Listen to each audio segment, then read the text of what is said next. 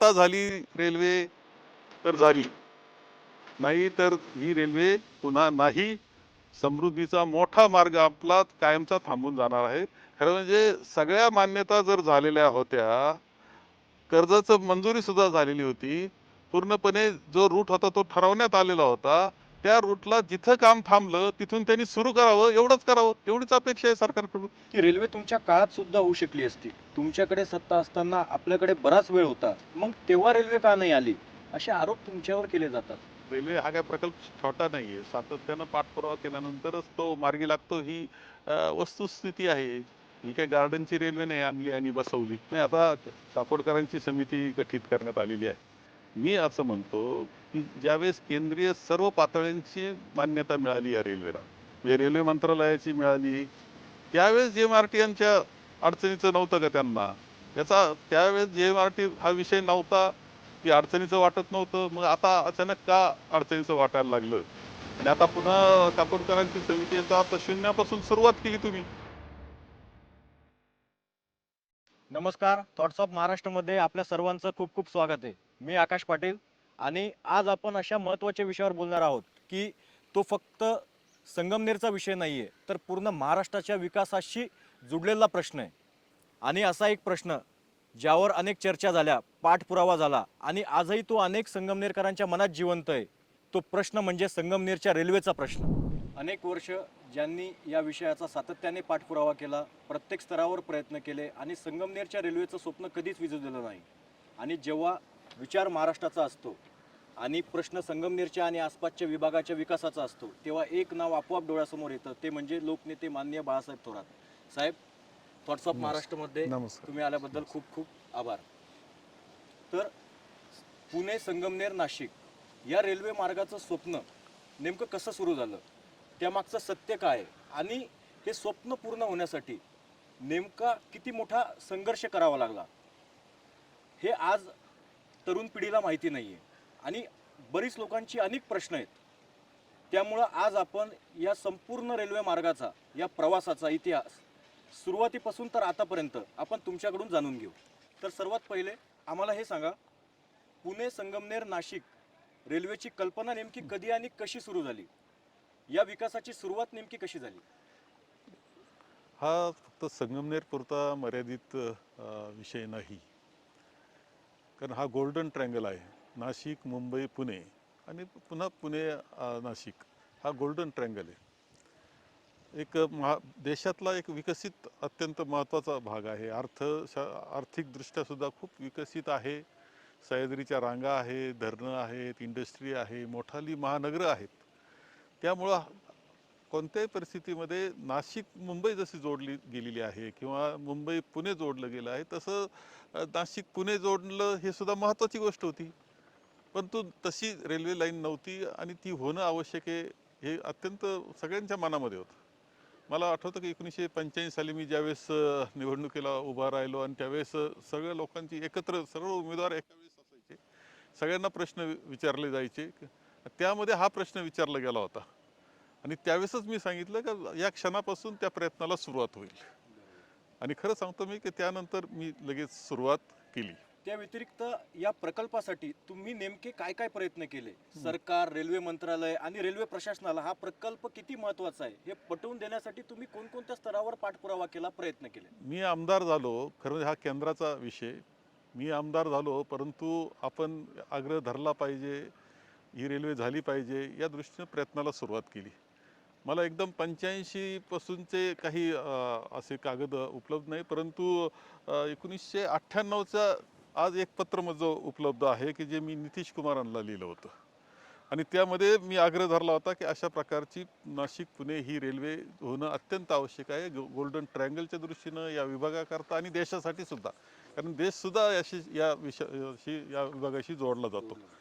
त्यानंतर मी 15 मे 2000ला पुन्हा एक पत्र दिलेलं आहे. ममता बॅनर्जी त्यावेळेस रेल्वे मंत्री होत्या आणि त्यावेळेस त्यांना पत्र दिलं, त्यांना भेटलो. त्यावेळेस त्यांनी पत्राचं उत्तरसुद्धा मला लेखी स्वरूपामध्ये दिलं होतं आणि आम्ही लक्ष घालतोय असं. त्यानंतर 14 जानेवारी 2006ला मी रेल्वे मंत्री लालू प्रसाद यादव होते, त्यांना भेटलो होतो. काय असतं एक संधी असती, विषय असतो, काम असतं. त्यानिमित्तानं लोकसभा जर अधिवेशन सुरू असलं तर भेटणं एक संधी असते. अशा मोठे माणसं असतात त्यांना भेटण्याची. त्यावेळेस मी त्यांनाही भेटलो होतो, त्यांनाही आग्रह केला होता. आणि माझं मत असं आहे की मी एकटा आग्रह करणारा असेल असं नाही, परंतु माझा आग्रह चाललेला होता, प्रयत्न चाललेला होता, सातत्यानं प्रयत्न करीत होतो. विधानसभेमध्ये सुद्धा राज्य शासनानं यामध्ये लक्ष घालावं, आग्रह धरावा, हे सुद्धा मी त्यावेळेस विधानसभेत मांडलेलं आहेच.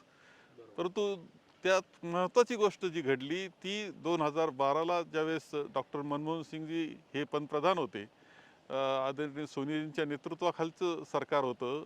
आणि त्यावेळेस या मार्गाच्या सर्वेक्षणाकरता प्रथम बजेट मंजूर करण्यात आलं. आणि तो क्षण असा होता माझ्या दृष्टीनं की चला, हे काम आता मार्गी लागतंय, पाठपुरावा चालू ठेवूया, आपल्याला मार्ग सापडेल आणि पुन्हा नाशिक रेल्वे होईल. बरेच लोकांना असं वाटत असेल की हा मार्ग किंवा हा विषय फक्त येत्या 2-3 वर्षाचा आहे, तर हा असं नाही. 1985 पासून हा प्रवास तर आता 2026 पर्यंतचा आलेला आहे. आणि साहेब, या संपूर्ण प्रवासात असा कोणता टप्पा होता जेव्हा तुम्हाला असं वाटलं की हा प्रकल्प आता निश्चित मार्गी लागला, किंवा असा कोणता टप्पा होता जेव्हा तुम्हाला खूप अडचणी समोर आल्या? म्हणजेच जेव्हा तुम्ही सत्तेत आलात किंवा जेव्हा आपलं सरकार गेलं, तेव्हा काय काय गोष्टी घडल्या? हे खरं आहे की 2012ला सर्वेक्षणाकरता ज्यावेळेस बजेट मंजूर करण्यात आलं, हा हा दिवस माझ्याकरता असा होता की काहीतरी रेल्वे मार्गे लागण्याचं पहिली सुरुवात ही झालेली आहे. आणि सर्वेक्षणसुद्धा सरळ पुणे नाशिक होतं, हे तुम्हाला या निमित्तानं मी सांगतोय. त्यानंतर मात्र 2014ला सरकार गेलं, नवे सरकार आले. जसे केंद्रात आले तसे राज्यात आले आणि थोडंसं असं वाटून गेलं की आता कसं होणार, याच्यात अडचणी तयार होतील. एक झालं 2017ला मात्र महारेलची स्थापना झाली. आणि महाराष्ट्र राज्यानं पुढाकार घेऊन महारेल स्थापन केलेलं होतं. त्यांनी केंद्रामध्ये संपर्क ठेवायचा, राज्याशी संपर्क ठेवून काही मार्ग करता आले तर व्यापारी दृष्टिकोनातून अशा पद्धतीने का होईना ते करावेत, हा त्यामध्ये उद्देश होता. पण त्यानंतर पुन्हा काही हालचाल नाही अशी परिस्थिती झालेली होती. मला 19 साली 2019ला माननीय उद्धवजींच्या नेतृत्वाखाली आमचं सरकार आलं. आणि त्यामध्ये माझा हा विषयचा पाठपुरावा होताच, त्यामुळं मी त्यामध्ये पाहिलं तर त्यामध्ये या पुन्हा नाशिकचे सर्वेक्षण मात्र त्यामध्ये सुरू असलेलं मला दिसलं. आणि त्यामुळं मी त्याच्यावर जास्त लक्ष घातलं, बारकाव्यानं त्यामध्ये गेलो. तो सरळ झाला पाहिजे, व्यवस्थित झाला पाहिजे या दृष्टीनं. विशेषतः मी काही सगळ्यांचीच काळजी करू शकत नव्हतो किंवा तिथंसुद्धा ज्येष्ठ मंडळी होती, परंतु संगमेर तालुक्यातून ती कशी गेली पाहिजे याच्या दृष्टीनं मी विचार केला.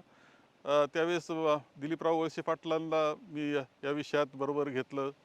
त्याचबरोबर खासदार अमोल कोल्हेंना बरोबर घेतलं. आणि त्यावेळेस आम्ही अजितदादांकडं, ते स्वतः उपमुख्यमंत्री होते, वित्तमंत्री होते, त्यांच्याकडं हा विषय काढला, त्यांना समजून सांगितला.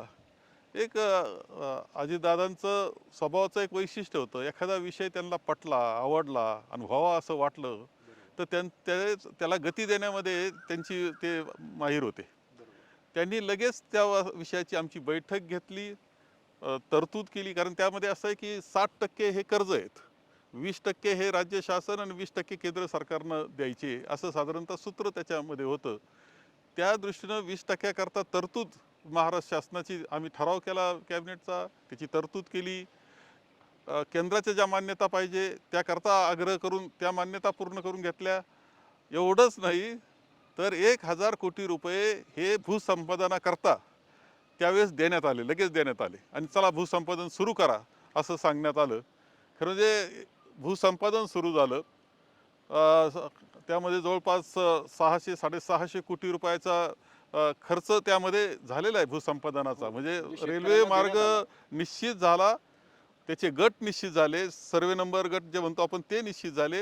एवढंच नाही तर त्या शेतकऱ्याला भूसंपादनाकरता जो मोबदला द्यायचा तो सुद्धा देण्यात आला. असे 650 कोटी रुपये.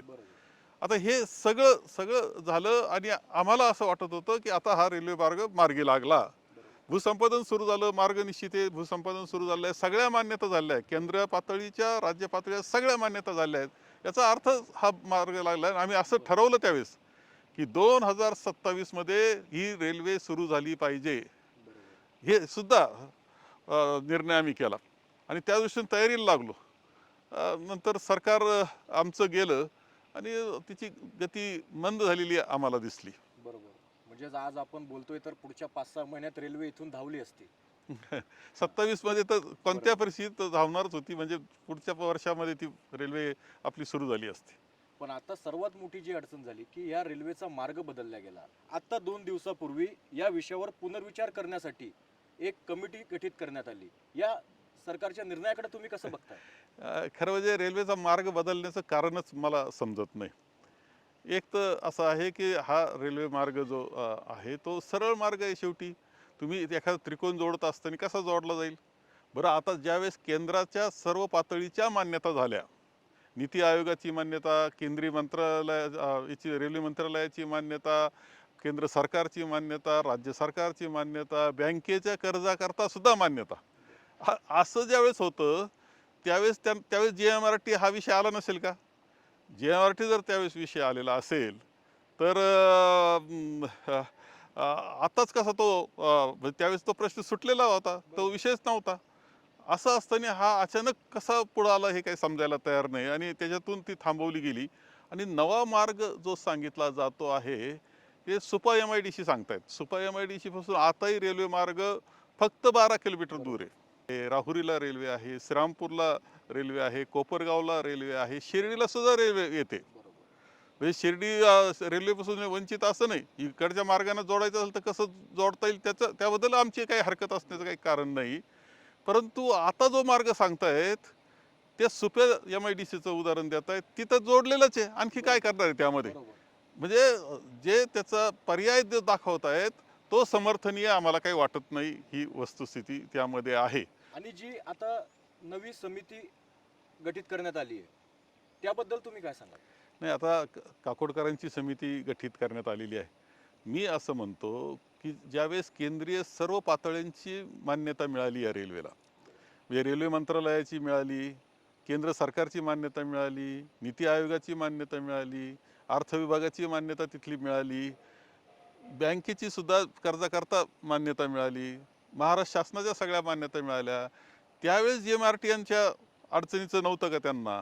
याचा त्यावेळेस JMRT हा विषय नव्हता, ती अडचणीचं वाटत नव्हतं. मग आता अचानक का अडचणीचं वाटायला लागलं? आणि आता पुन्हा काकोडकरांची समिती, याचा अर्थ शून्यापासून सुरुवात केली तुम्ही. म्हणजे काळजीचाच विषय आमच्याकरता. नेमका काय निर्णय देणार ते माहीत नाही, कसा निर्णय देणार ते माहीत नाही. खरं म्हणजे पूर्वी काहीच आवश्यकता नव्हती, सगळ्या मान्यता जर झाल्या होत्या त्यावेळेस JMRTची चर्चा ही निश्चितपणे झाली असणार आहे. असं असताना ही पुन्हा सुरुवात, शून्यापासून सुरुवात तुम्ही करताय, हा आमच्याकरता काळजीचा विषय आहे. म्हणजेच आजची परिस्थिती बघता हा जो रेल्वे मार्ग बदलला गेला आहे यातलं मग तुम्ही सर्वात मोठं कारण काय समजाल? आर्थिक, तांत्रिक की राजकीय? नाही, तांत्रिक तर मला दिसत नाही, आर्थिक दिसत नाही. सगळ्या मान्यता झाल्या होत्या. कारण काय राहतं शिल्लक? फक्त राजकीय कारण आहे का काय, असं वाटून जातं. जर सर ही रेल्वे संगमनेर मधून जर का गेली असती तर किती चित्र बदललं असतं ह्या पूर्ण विभागाचं? म्हणजे आपण नाशिक पासून ते पुण्यापर्यंत येणाऱ्या सर्व भागांचा विचार करू की काय मोठे बदल झाले असते. खरं एखादं धरण करतो आपण, त्या भागामध्ये समृद्धी येते, नवचैतन्य येतं. कनेक्टिव्हिटीचं महत्त्वसुद्धा अनन्यसाधारण आहे. ही कनेक्टिव्हिटी या विभागाला नवचैतन्य आणणारी अशा प्रकारची ठरली असती. विद्यार्थ्यांकरता अत्यंत सोयीची, सगळे कोणते कॉलेजेस करता ते थोड्या वेळामध्ये पुण्यात पोहोचू शकत होते किंवा नाशिकला पोहोचू शकत होते किंवा पूर्ण देशामध्ये ते जाऊ शकत होते, नागरिक जाऊ शकत होते. व्यापार उद्यम हा प्रचंड वाढण्याकरता मदत झाली असती. आज संगमेर तालुका असेल की ह्या विभागामध्ये मोठ्या प्रमाणावर भाजीपाला पिकतो, तो भाजीपाला पूर्ण देशात गेला असता. या विभागातलं फळफळावळाचं क्षेत्र मोठं आहे, ते पूर्णपणे देशात गेलं असतं किंवा जगात जाण्याकरता त्याची मदत झाली असती. इथं साखर उद्योग आहे, सगळ्या या रूटवर साखर कारखाने आहे. भीमाशंकर असेल किंवा विघ्नर असेल किंवा हे सगळे साखर कारखाने आहेत. हे सगळ्यांचं साखरसुद्धा देशात पाठवण्याकरता मदत झाली असती, अल्कोहोल पाठवण्याकरता मदत झाली असती, इथेनॉल पाठवण्याकरता मदत झाली असती, दुधाचे उत्पादनं पूर्ण देशभर गेले असते, दुधाचा भाव चांगला मिळाला असता दूध उत्पादकांना. इतर जे काही कृषी उद्योग आहेत त्याकरता होतं, इंडस्ट्रीयल जे आहेत त्यांच्याकरता सुद्धा देशभर कनेक्टिव्हिटी झाली असती.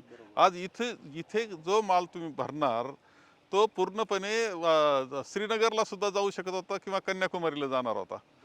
काही झालं तरी पूर्णपणे आसाममध्ये जात होता, सौराष्ट्रामध्ये एक जागेवरून कुठेही देशात जाण्याची ताकद या विभागात आली असती. ती शक्ती शेवटी ती शक्ती मिळाली असती या विभागातल्या सामान्य माणसाला. त्याचं जीवन आनंदी होण्यामध्ये मदत झाली असती. दुर्दैवानं आज खूप काळजी वाटते आम्हाला आणि म्हणूनच आंदोलन करण्याची वेळ आमच्यावर येते आहे. ही कनेक्टिव्हिटी आपल्याला जेव्हा मिळाली असती तर या पूर्ण विभागाला एक खूप मोठा लॉजिस्टिक सपोर्ट मिळाला असता आणि सगळं आपण चैतन्य पूर्ण झालं असतं, चैतन्य चैतन्य येतं. झालं असतं. बरोबर. साहेब, तुमचा या विषयाचा अनेक वर्षांचा अभ्यास आणि अनुभव आहे. सरकारनं या संपूर्ण विषयाला पुन्हा विचार करावा का असं तुम्हाला वाटतं का? सरकारला तुम्ही कोणत्या ठोस सूचना किंवा पर्याय सुचवाल? नाही, मी पुन्हा एकदा सांगेल की हा गोल्डन ट्रँगल आहे.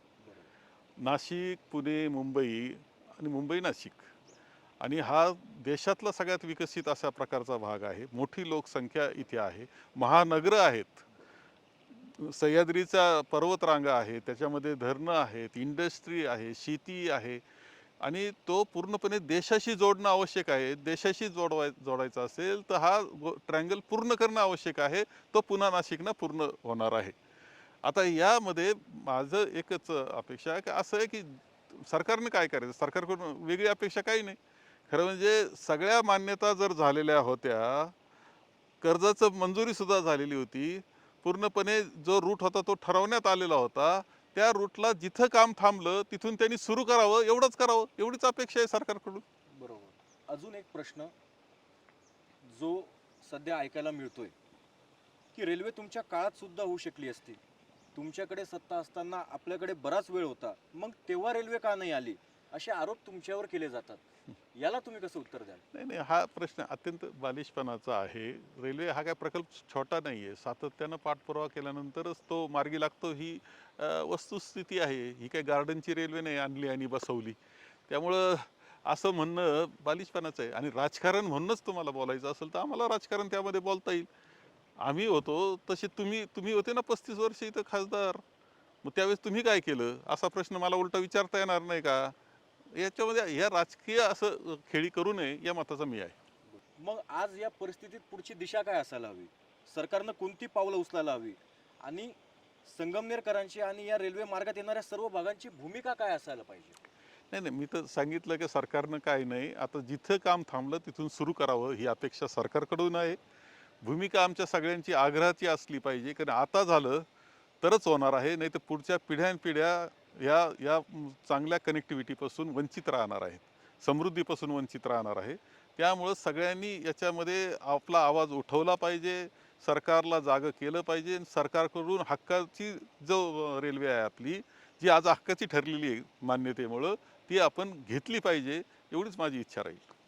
आणि सर, शेवटी आज तुम्हाला या विषयासंदर्भात थेट जनतेपर्यंत एक संदेश पोहोचवायचा असेल किंवा त्यांना द्यायचा असेल तर तुम्ही तो काय द्याल? नाही, मी आता एवढंच म्हणेल, आता झाली रेल्वे तर झाली, नाही तर ही रेल्वे पुन्हा नाही. समृद्धीचा मोठा मार्ग आपला कायमचा थांबून जाणार आहे. त्यामुळं जागृतपणे यामध्ये सहभागी आपण झालं पाहिजे. आणि जे आता संगमनेरमध्ये आंदोलन होतंय, हे तर आहेच आहे. आता म्हणजे शेवटी असं आहे की आपला आवाज उठवण्याची लोकशाही पद्धतीनं तो हक्क आहे सत्याग्रह करण्याचा, तो आम्ही योग्य पद्धतीनं करणार आहोत. आपल्या पूर्ण पॉडकास्टचा सर शेवटचा भाग म्हणजे रॅपिड फायर, जो सर्वात इंटरेस्टिंग असतो आणि लोकांच्या सर्वात आवडीचा असतो. तर त्यात रॅपिड फायर म्हणजे एका शब्दात प्रश्न आणि एका शब्दात त्याचं उत्तर. तर बरं. मी तुम्हाला काही प्रश्न विचारेल, तुम्ही त्याचं उत्तर एका शब्दात द्यायचं. रेल्वे, समृद्धी.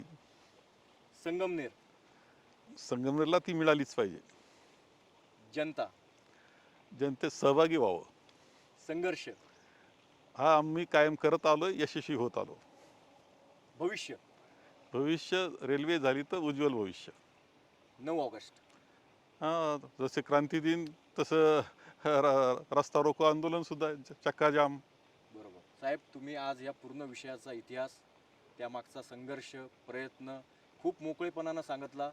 आणि मला असं नक्की वाटतंय की आज या विषयाबद्दल अनेक लोकांना प्रश्न पडले असतील, त्यांची उत्तर आपल्या या संवादातून त्यांना मिळाली असतील. आणि थॉट्स ऑफ महाराष्ट्राला तुम्ही वेळ दिल्याबद्दल तुमचे खूप खूप आभार. आज आपण या विषयाचा इतिहास ऐकला, संघर्ष ऐकला, प्रयत्न ऐकले. आता पुढचा इतिहास संगमनेरची जनताच लिहिणार आहे. थॉट्स ऑफ महाराष्ट्र पाहिल्याबद्दल आणि ऐकल्याबद्दल सर्वांचे मनापासून आभार. परत भेटूया एका नवीन विचारासह. थँक्यू.